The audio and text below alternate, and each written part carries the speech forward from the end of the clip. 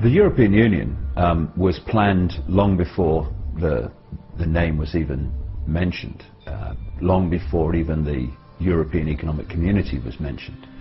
It goes way back. It involves the House of Rothschild, of course. If anything is happening of serious manipulation and conspiracy, then the House of Rothschild will be in there at operational level. And one of the other so-called elite families is the Habsburgs, and of course Otto von Habsburg has been involved in the manipulation of the European Union, as is now for long before, like I say, it was ever mentioned. The idea is very simple. If you are the few and you want to control the many, you have to centralize decision making, you have to centralize power. The more points of decision making you have, the more diversity of decision making, the less power any small cabal is going to have at the center. So the idea has been over not just hundreds of years but thousands of years to incessantly centralize power, to centralize decision making. If you think back a little way, humanity was assembled, if you like, in tribes, where there were lots of tribes in these different areas of land, and the tribes were making decisions over what happened in the tribe. Then came the first major centralization operation, and that was when they turned large numbers of these tribes into different nations. And of course then you've got a situation where now a few people at the center of the nation are dictating to all the previous tribes. What the European Union is, and of course they have plans for similar structures all over the world, like they've got the African Union, they want the North American Union to be the American Union, they want the Asia Pacific Union, but the European Union is the blueprint. And this was the next stage where they started bringing the nations together under centralized control. So now a few literal bureaucrats in Brussels are dictating to the nations of Europe. The next stage from that is a world government which would dictate to the unions. And so as with all of these manipulations of society, you see the outcome at some point. Like now we've got this Lisbon Treaty and in effect a United States of Europe. But that's the outcome as it is at the moment. Actually, it started decades and decades and decades ago, way back in the early part of the 20th century, when all this thing was kind of orchestrated. And one of the, of course, major frontmen of the creation of the European community was Jean Monnet, who was just, and again, a frontman for these families, who was used as the orchestrator and the administrator into existence of this European economic community as it was. And he wrote to a friend in the year I was born, we're talking nearly 60 years ago, 57 years ago, and he was saying that the idea is not to tell anybody basically that what we want is a centralized superstate in effect, but what we'll do is we'll keep incessantly moving towards that and give an economic excuse for why the different stages of more and more centralization are justified until, as he put it, you basically pass a point where there's no return. And in effect, barring a colossal revolution, we are, in the present state of things anyway, past the point of no return. And it's just been a classic case of what I call the totalitarian tiptoe, where you start at A, you know you're going to Z, but you know if you go in gigantic leaps, then the change is so dramatic and quick that people look up and ask what's going on. So you make your leaps as much as you can get away with, but not so far that there's a big kind of reaction and acknowledgement that something very different is going on here. And they've done it brilliantly. But the way they played it in more recent times is to deny the public an opportunity to have a decision or make a decision in referendums, etc., on the incessant centralization of power that we've been seeing, because more and more people are beginning, in fact, well past beginning, to look at the European Union, the way it's going, and feel great unease about it. We saw this with the no votes for the Constitution in the Netherlands and in France, and that was a big wake-up call to the manipulators, because they realized that if you give people the opportunity to say yes or no to this creation of this United States of Europe, then overwhelmingly you're going to get a no. That is why they simply changed the name of the Constitution to the treaty and kept 98% or something of the Constitution in the treaty. It was an excuse, clearly, blatantly, obviously, not to have a rerun of the French and Dutch referendums, because they knew they would say no again, and not to have to give a referendum in the UK, where we would have massively said no, no question.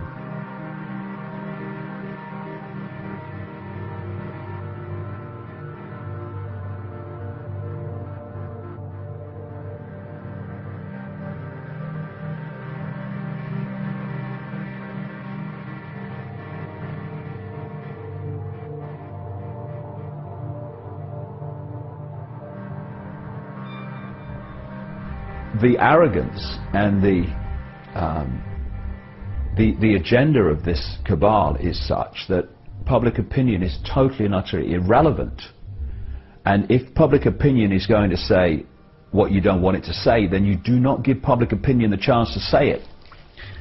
In Ireland, of course, thanks to the Irish Constitution, they had to have a referendum on this treaty. And the Irish said no.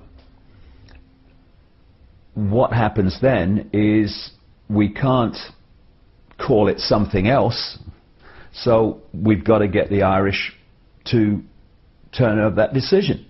Now, you see, in a normal course of events, you have a referendum. The referendum decides, and everyone gets on with their lives. And if that referendum, that first one in Ireland, had have said yes to the treaty, that is exactly what would have happened. But as I've said many times over the years, if it's the agenda, it doesn't take no for an answer. And so you know when it's the agenda, because it will not accept the outcome of a public referendum. So we have the second one. What happens then is they go to town big time on all the areas they need to change to get a different vote. One of the things that happened in Ireland, outrageously, was the people that decide media policy and media balance policy and media bias policy in Ireland decided that in the second referendum, the television stations and the media didn't have to give equal time to the yes or no vote. They just had to give basically equal time to each party. And as only one party, Sinn Féin, was wanting to vote no, of course the massive yes vote got, arena rather, got all the coverage. And to be honest, if that vote had not been genuinely no, and some people think it wasn't, then they would have made it so by manipulating the votes anyway, and manipulating the count, because these people will not take no for an answer. So what we now have is a situation, outrageously, where a group of unelected bureaucrats in Brussels, appointed by other bureaucrats, controlled by the elite family network, are now going to decide on the policy and the structure of European society. And for those Irish people who genuinely voted yes to it, and those young people I saw jumping up and down with joy like a goal had been scored in a cup final when the vote came through yes. If you ever watch this, you people that did that, you are going to regret what you did for the rest of your life. Because what's going to happen now, we're already seeing it, Henrik, is once this power is secured, we've only got the check republic now to go through it, etc. We are going to see the speed of European central control just be unleashed. This European control system, as we speak, is like a series of 100-meter runners at the start of an Olympic 100-meter final. It's like, on your marks, get set, and now they're waiting. And as soon as this control system is through and this treaty is all intact, the gun's going to go off. And in all directions, massive centralization of power, dictatorship from the center is going to happen. We're going to see things like a European database where all the countries pull their database. We're going to see European laws, European law enforcement, etc., etc. And you people in Ireland, good on you who voted no, but you voted yes. Young people, I'm afraid the celebrations are going to be very short. Because you know what the Irish have done, those that voted yes? They've voted to never have the option of voting again. Because what this means is, from now on, with the changes in the structure, we have literally a European government that has almost total power. And when you think that even now, before the treaty comes in, something like 75% of laws in the UK originate in the European Union, well, what's going to happen now? And it's been coming a long time, and some people have seen it, and some people have been watching the soap and the sports. Speaking about law, the law text of the European Union, or the body of the law, acquis communautaire, or whatever is the French term, probably butchering that, but anyway, it contains about 80,000 pages of law according to some sources. Then this UK think tank, which is critical of the European Union, called Open Europe, recently did a check on this and claimed that it actually is 170,000 pages long, the body of the law in the European Union. So with that, having said that, the New World Order pretty much is potentially not the crackdown that we first might have thought it was, with tear gas and tasers, batons, rubber bullets, what have you, advanced technology, so-called non-lethal weapons and so forth. Okay, that happens now and again, like in Pittsburgh, but generally it seems like the New World Order is more about rules, regulations, bylaws, do's and don'ts, ink and paper, and in a way, in the future panopticon, if you will, even to make a move or to be able to do something, you have to file a motion or turn in a paper or something like that. And that seems to be what is happening right now, that we're being entangled in this web of laws pretty much. Maybe you can comment on that. Well, the web of laws is a very good term, because I have an image that an artist friend of mine, Neil Haig, knocked out for me and produced for me, which I use in my talks, which is of a spider's web with the spider entangling human beings in the web. And it's a very good analogy, because what you're looking at is, in all areas of human activity, the do's and don'ts are coming closer and closer, becoming more and more fine detail. And the point is to tangle you to the web like a fly to the web, so you can't move. And of course, ludicrously detailed bureaucracy is part of that. I spoke in Croatia a couple of times in the last couple of years, who are in the process of negotiating entry to the European Union. And I was saying there that it's like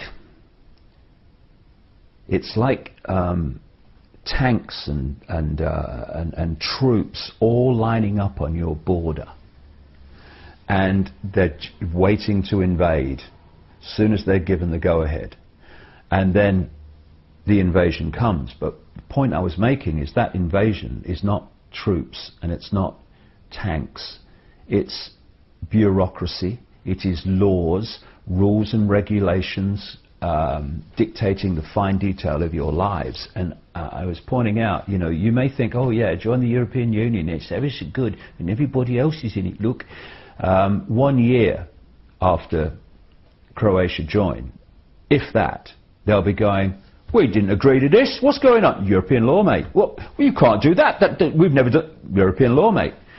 And this whole thing about legislation and law is very, very important, because what they do is, first of all, meanings of words are different in the way they are used in legislation than they're used in everyday life. Therefore, what appears to say something, if you read it, says something else in legalese. And the other thing is, as you point out from your question, is they explode these words and clauses and sub-clauses across pages and pages and pages of legislation, and the politicians who vote for it have never read it. We've got a guy in, this is just one example, it's a pathetic example, but it's a very good one, called Kenneth Clarke, who is in the Conservative Party and was in the Conservative government of Margaret Thatcher and others, who actually said openly on BBC Radio, while campaigning for the Maastricht Treaty, which was a big step towards where we are, he openly said on the radio that he'd not read the Maastricht Treaty. And so what happens is, and this is not just in the European Union legislation, it's done in all legislation, that they vote for it, and then something will happen. Oh, I didn't vote for that. Yeah, oh, over here. Get your glasses on. Right. Look down here. Subclause 7, stroke 3. There it is. I voted for... You voted for that. You didn't read it, but you voted for it. And this is one of the key reasons for political parties. It's an important area, this is. If we voted for people on the basis of their character, then there is no unifying force once they get to Parliament to get them to vote in blocks. So we don't want, in terms of this cabal, they don't want independent politicians. They had to find a way, they've long done it of course, of herding them together where they could be centrally controlled. So they introduced this whole idea of parties, a political version of the European Union. I guess if you look at its structure, you've now got a group of people who are answerable to a leader. And the leader then, and the leadership, and those in the shadows behind the leadership, dictate how all the people in that party, in a so-called democratic free country, are going to vote in relation to some legislation or other. And then there's the carrot and the stick, that if there's rebels who will not vote as the leadership says, then they know that their political careers in terms of rising up the ranks is going to be severely curtailed. Because they know that, the politicians in the party who are there for power, there for prestige, they're not there through values, they will toe the party line and vote for legislation they've not read, and even if they did, they didn't agree with, but they'll vote for it anyway. And so we have this system in Britain, the whip system, they have it in most other countries too, of course, where these guys from the parties go round and threaten people in their own party if they don't vote with the party line. So what this means is that we have this ludicrous idea that we live in a free country because of a democracy, as if freedom and democracy is the same thing, when actually the whole thing is stitched up so that people vote in the desired manner.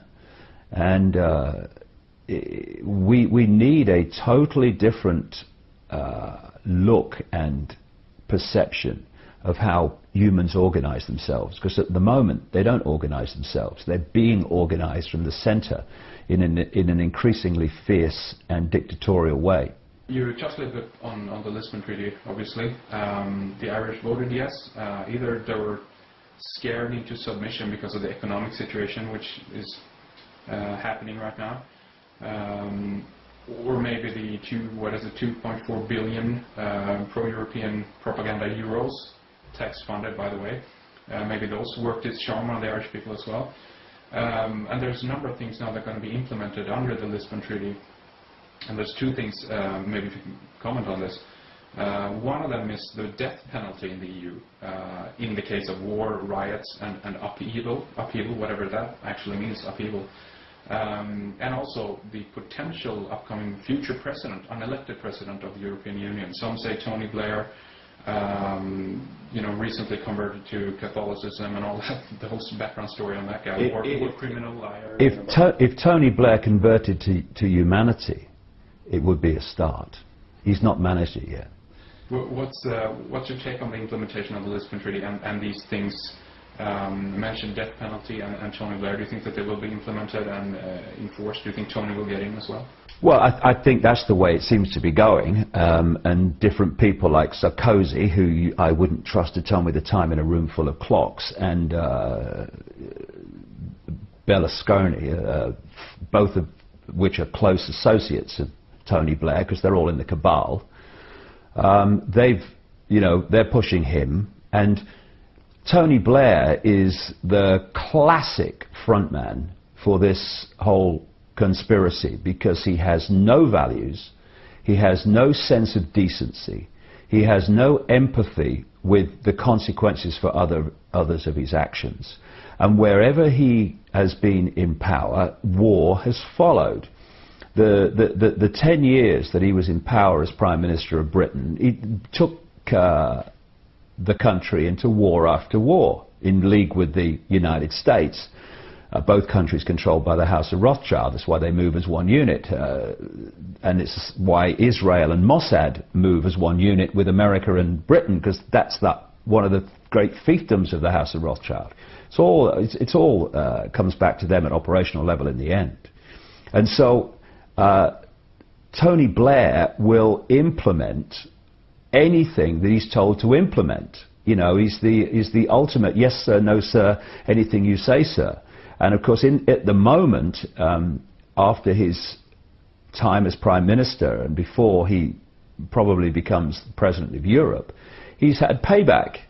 He has been given enormous amounts of money for doing nothing in terms of advising J.P. Morgan Chase, phenomenal amounts of money for sycophantic, bland, say-nothing speeches. And he's getting payback for services rendered when he was Prime Minister of the United Kingdom and did whatever he was told.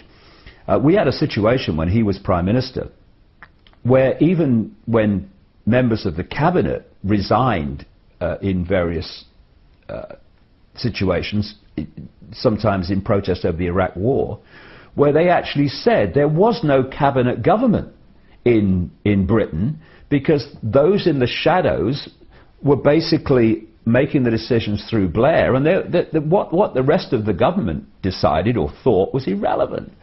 And now, if he becomes the President of Europe, if you look at his track record, you look at the people behind him, you look at what the agenda is in terms of a third world war to complete the process to world government, world central bank, world army and all this stuff, he will take the European Union into a war. I mean, he knows no other way. And the very fact that this was pointed out to the Irish people, what you're voting yes for is almost certainly this valueless, lying cheat to become, in effect, your head of state. And they still voted yes. Turkey's voting for Christmas. And Christmas is coming, by the way. One of the things that kind of I'm currently working on, so to speak, in terms of the film that we're working on, is a theory, rather, at this point. Some of the evidence seems to point out that the European Union is basically the recreation of the Roman Empire, or the Holy Roman Empire, pretty much. Yep. The Lisbon Treaty documents, once they are signed, are, for instance, they're lodged in Rome. The major step forward in the EU back in '57 was, of course, the signing of the Treaty of Rome, yeah.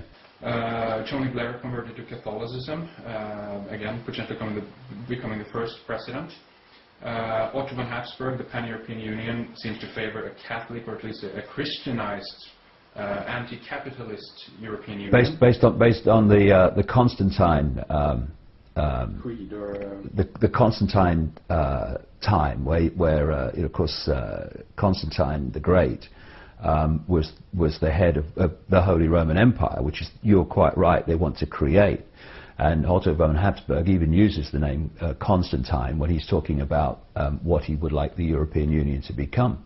And he wants a president for life, not just a president for a specific number of years. And continuing on from that, many of the so-called founding fathers of the EU, you mentioned Monnet before, Robert Schuman, Konrad Adenauer, Joseph Beck, Alcide de Gasperi, Paul Henry Spaak.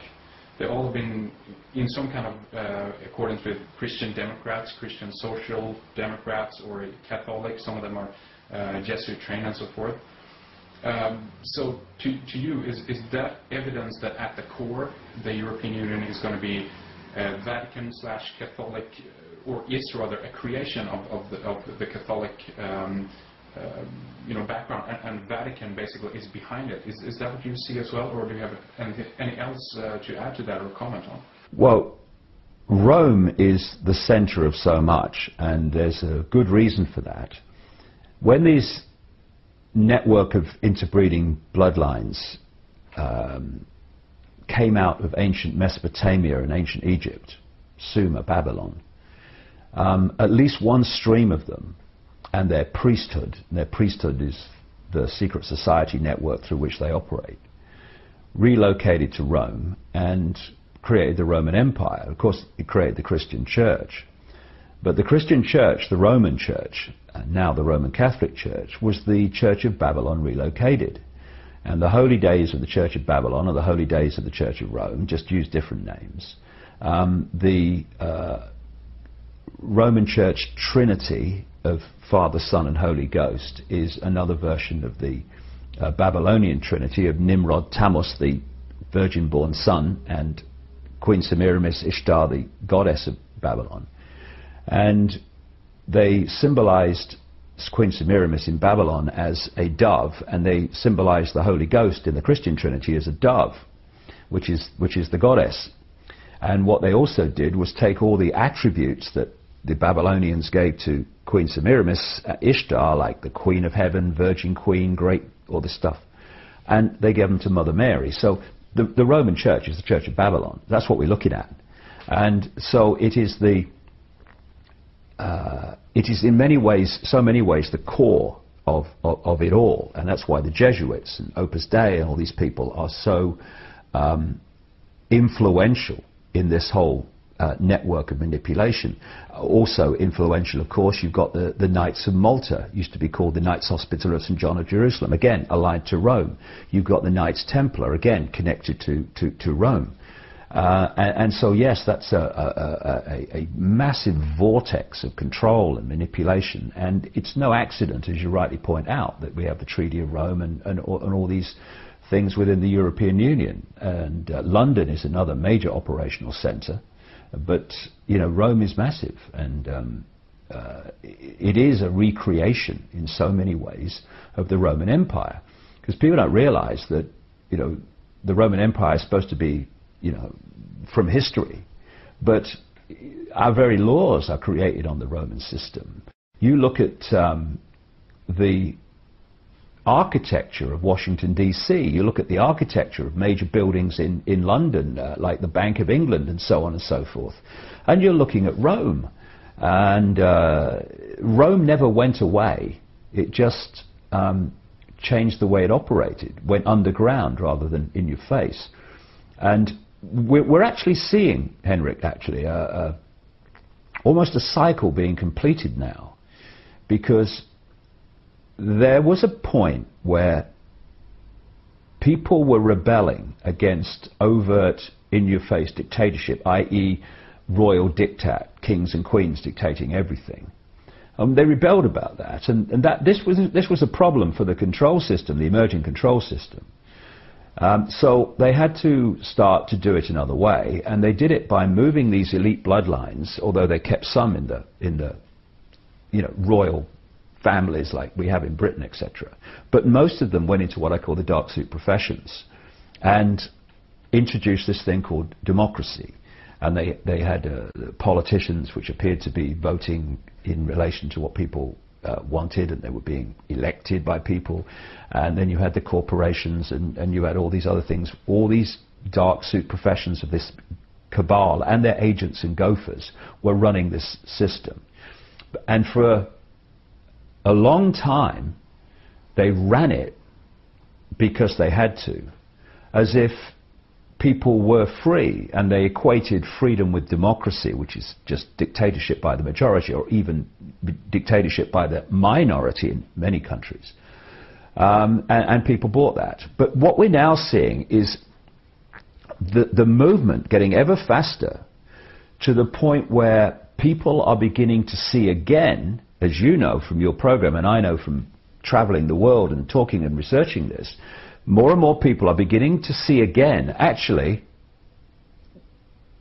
we're being controlled. It's almost like it's a return to, we're not having kings and queens dictating to us just because of their bloodline. And now people are starting to realize, hold on a second, in a different form, that's happening. And so we're seeing the European Union and all these other institutions of power becoming more and more blatant in the fact that that's what they are, dictatorships. And so this Rubicon that's been crossed with this Lisbon Treaty is going to take us into an era very, very soon where vast numbers of people will realize, actually, we're seeing another version of what humanity rejected centuries ago, which is the overt dictatorship by the few of the many. How we respond to that will decide how long it goes on for. You mentioned, which is interesting, basically how the Roman Church has been built on a previous religion, pretty much. Right. They also use the name Europe, of course, which comes from Europa. Which is another name for the goddess, another name for Semiramis and the goddess under so many names in different communities and societies, absolutely. We're seeing it re-emerging from behind the shield, from behind the smokescreen. Because in one way you can look at that, the EU even have, in some cases, statues of Europa riding the bull, Zeus, you know, and in Christian lore, that could be interpreted as the woman who's riding the beast, you know, the harlot. If we look at it from the Bible again, it's Babylon the great, mother of harlots and out of earth's abominations. So in one way you wonder, which one is it then? Is it that she's the bride of the devil or the mother of God here? Who are we talking about? Because if I just show you quickly, you've probably seen these images already. But that's the comparison of the European Parliament and Peter Bruegel's Tower of Babel. And of course, merged together, they look like the same. So are they building the Tower of Babel? Are they building the Babylonian Empire again? But they're doing that under the guise of Christianity. Or what do you think is going on there?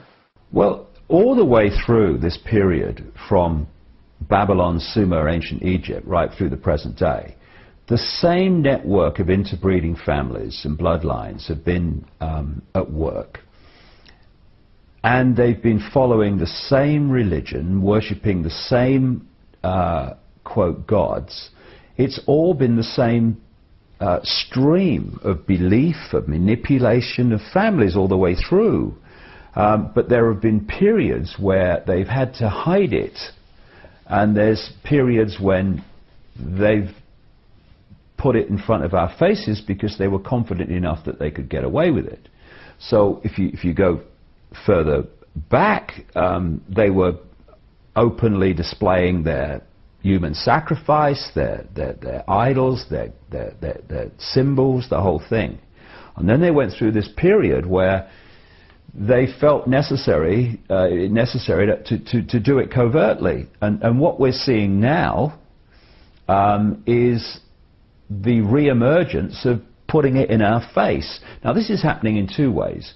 First of all, they're doing that, but secondly, as a result of a tremendous amount of research by people over the last few years, and the internet and books, etc., increasingly vast numbers of people are aware of these symbols, they're aware of the bloodlines, they're aware of the agenda.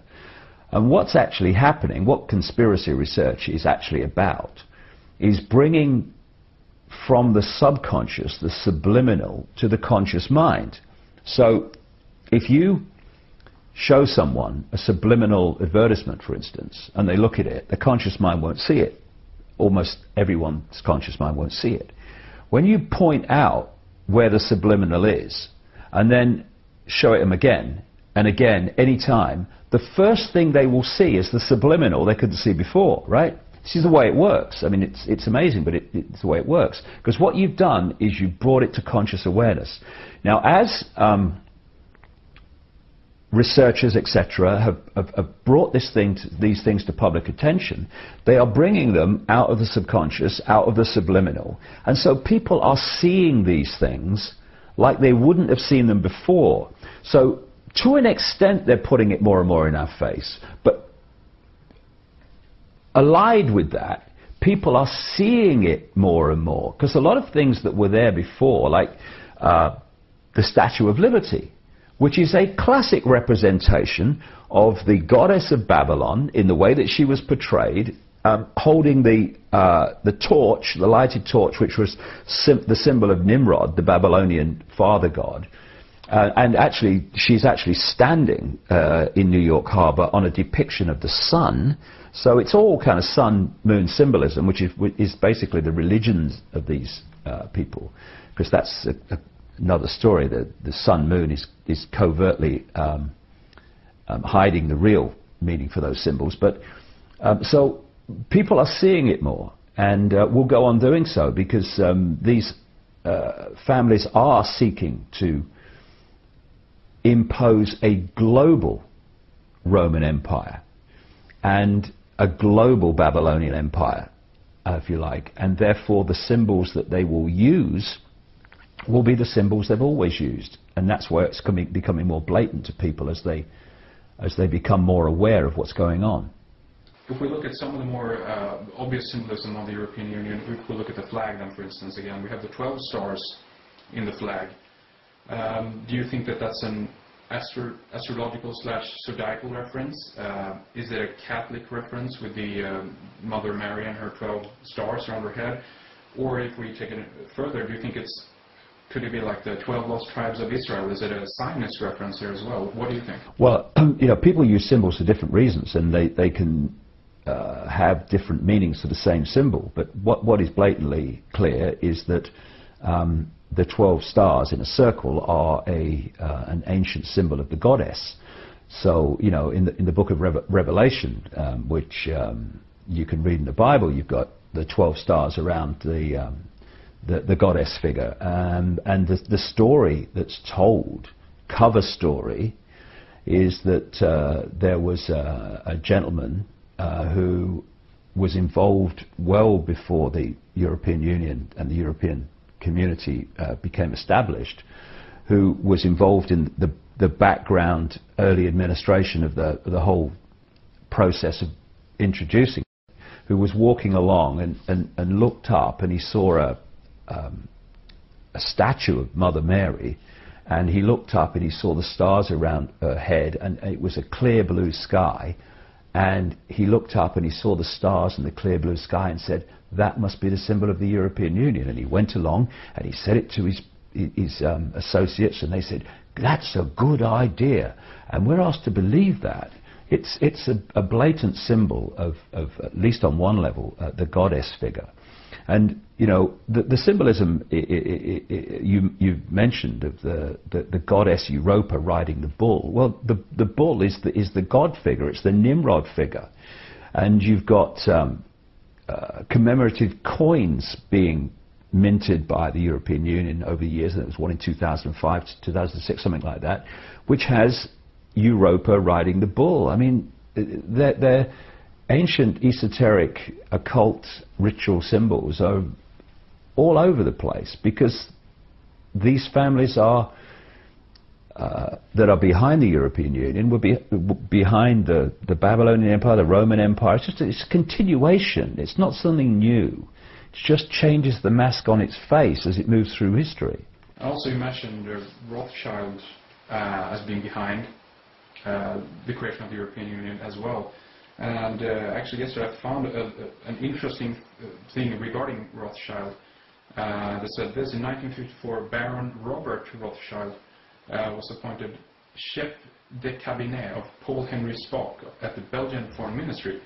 For the next 2 years, he worked together with Spaak and maybe butchering his name here, Jean-Charles Snoy et de Oppers, or something like that, on the Treaty of Rome.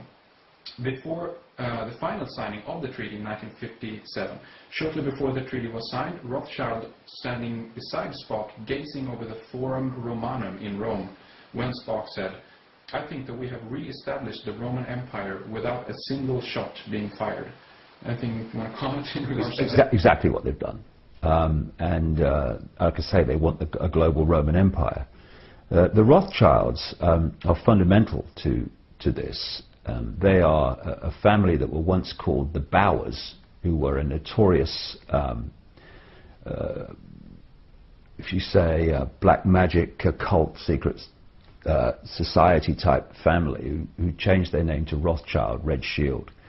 And from that time, they grasped control of the now global economic system. They control all global finance virtually that has any effect on people's lives anyway. And they operate as if not the spider, then the operational organization of the spider. They are the people that are closest to the spider and at the center of this global secret society web, and they hand out the agenda and make sure it's played out through the web in every country. And so they don't just control the financial level, they control the corporations, and they control governments, and they are also the guiding, controlling force behind a network of organizations which were spawned from a secret society started in Britain in the late 19th century called the Round Table. And the offshoot satellite organizations of this central core Rothschild-controlled secret society, the Round Table, they started off in 1920 with the Royal Institute of International Affairs. Watch the think tanks. Look how the world is awash with think tanks, right? The think tanks are the means through which this whole thing is orchestrated overwhelmingly. So you have a think tank called the Royal Institute of International Affairs in London. A year later, 1921, Council on Foreign Relations, which dominates United States foreign policy and the State Department in America, etc. Then you had the Club of Rome, I think that was 1968, that was set up to manipulate the environment and the environmental movement to justify global transformation, and this is where the lie of human-caused climate change has come from. 1954, you had the Bilderberg Group, and then in 1973 you had the Trilateral Commission, which was co-created by David Rockefeller, and the Rockefellers are a subordinate bloodline within the network to the Rothschilds. They represent the Rothschilds in America, the wider world too, but especially America.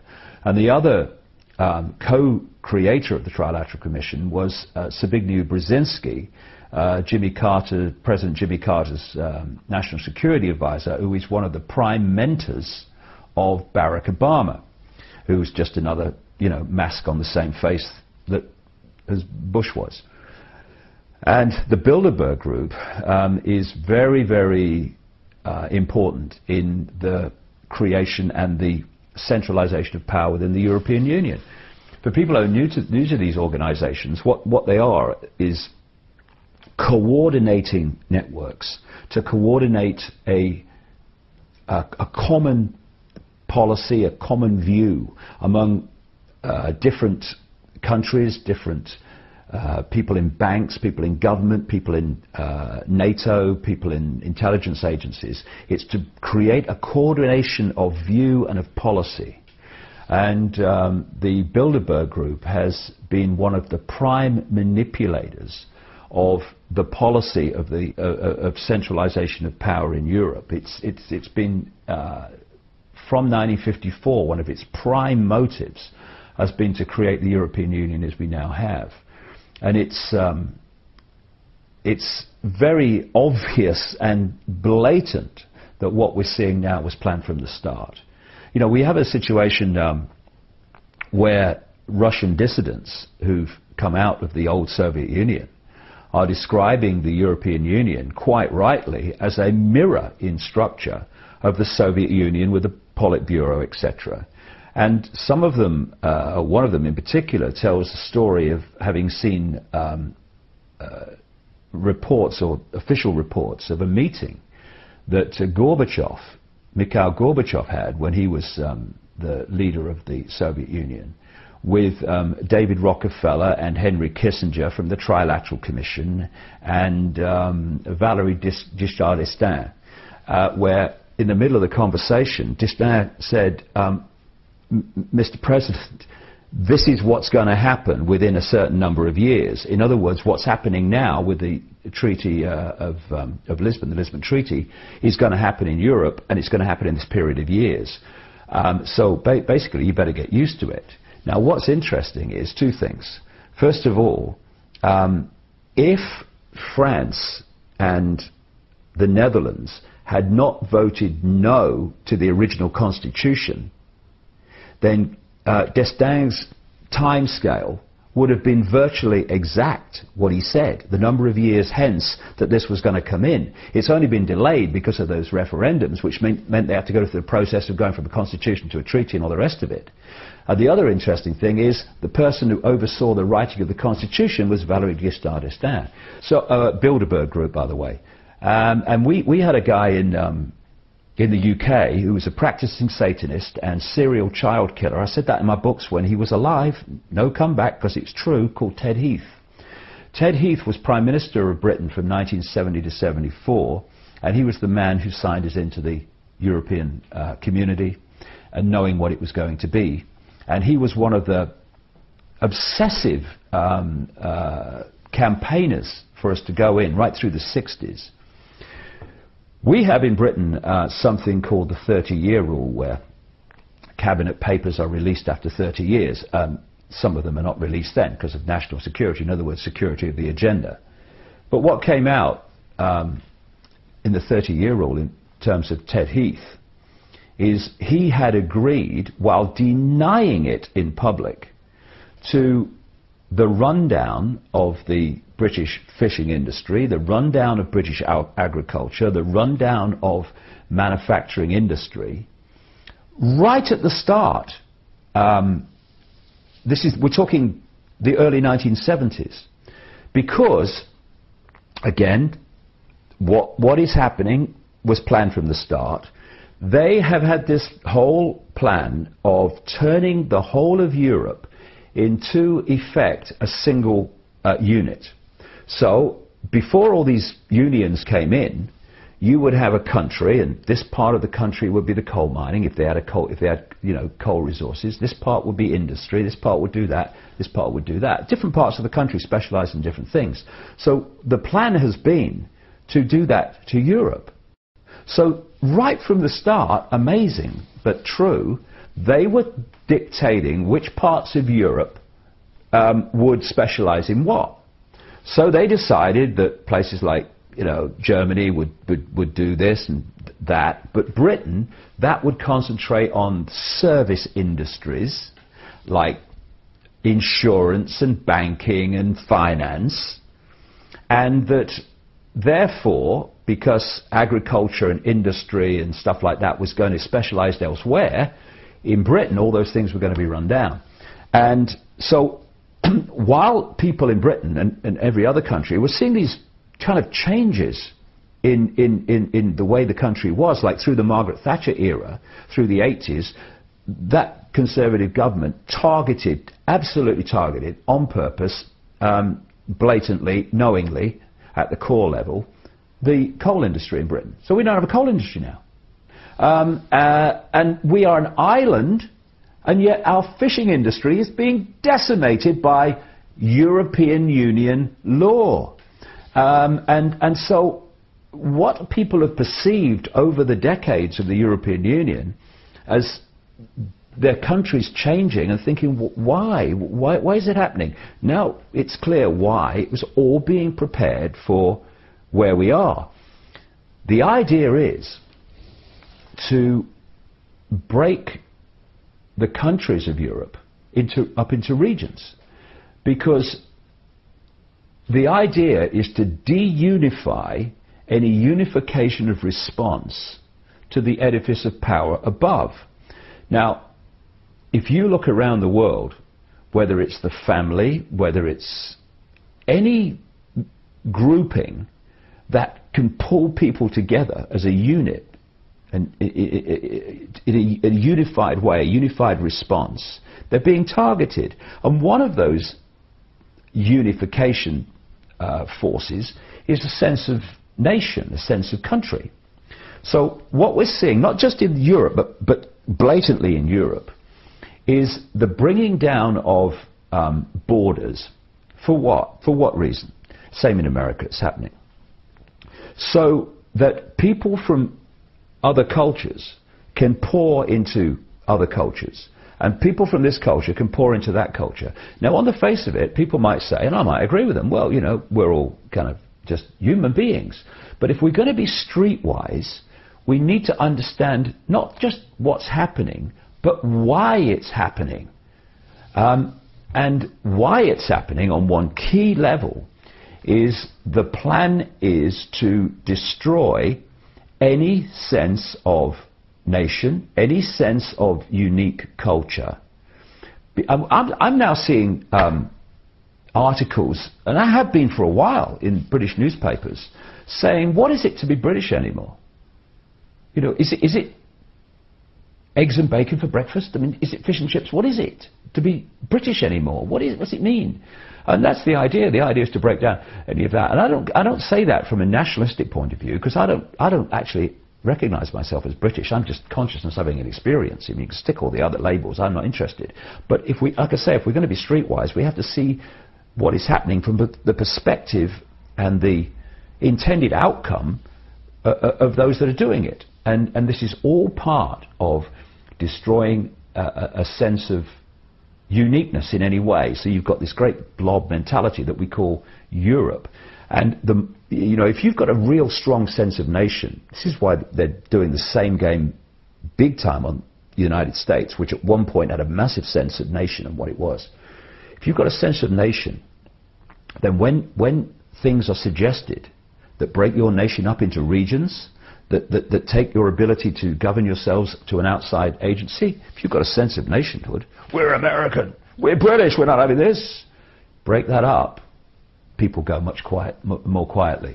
And that's the idea. They want to, and the other interesting thing is some of the maps that have come to light that have been in British newspapers from time to time over the years, they don't just turn Britain into a series of regions, but they take this region of Britain and they clump it together in a regional group with a region in France and a region in Scandinavia.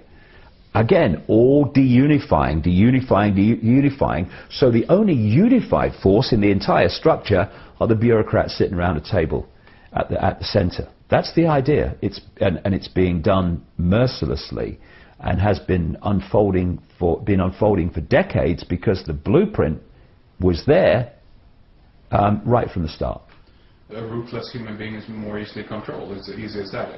Although everyone might not identify, as you say, with their nation or with their culture even, that is at least one fundamental point in many people's lives. And when they take that away, then it's much easier to control that human being, obviously. Exactly, that's the idea. Joining of Israel into the European Union, there have been talks of them joining as well. And which might again allude to the Zionist connection to the European Union and Israel, because Kudnov-Kalergi apparently had well, if you want to term the very racist views in terms of how he viewed the Jewish race as supreme to the rest of the European people and so forth. Do you think that's the case? Do you think they go hand in hand? We talked about the Rome connection, obviously, but in terms of Zionism, if we look at that from one thing, are those separate, or do they go hand in hand, Rome and Israel, or Zionists? They're all connected, and they're connected through the House of Rothschild. See, if people just took a breath and looked at the whole scene, they would ask a series of questions. Why does that sliver of land called Israel, and I've driven around it, and you can virtually drive around it in a day, why does that have so much power? Why is it the biggest, by far, recipient of American aid when it is one of the richest per capita countries in the world? Why does it have the biggest F-16 fleet outside America?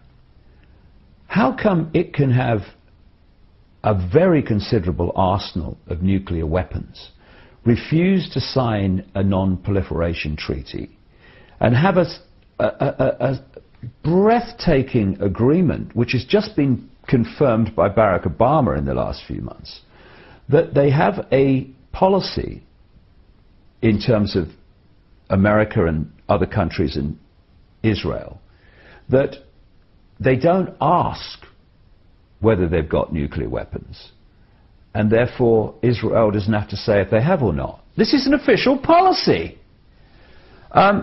Why, when they pepper bomb the most crowded piece of land in the world and instigate slaughter on a shocking scale, does the international community, apart from one or two people, say nothing?